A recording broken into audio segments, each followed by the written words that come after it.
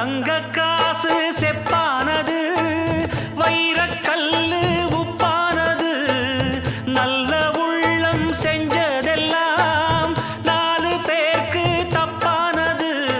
உள்மேலே வாழைதான் பட்ட போதும், வாழை மேல் முள் வந்து தொட்ட போதும், எப்போதும் வாழைதான் காயமாகும் என்றாலும் இது என்ன நியாயமாகும்?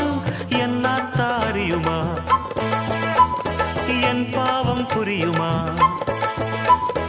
என்னத்தா அறியுமா என் பாவம் புரியுமா? எல்லாமே விதிப்படி நடக்குதடா. தாங்கல்லியே ஆத்தா உன் சொல்லுதான், தாங்கிக்கிட்டேன் இப்போ நான் கல்லுதான்.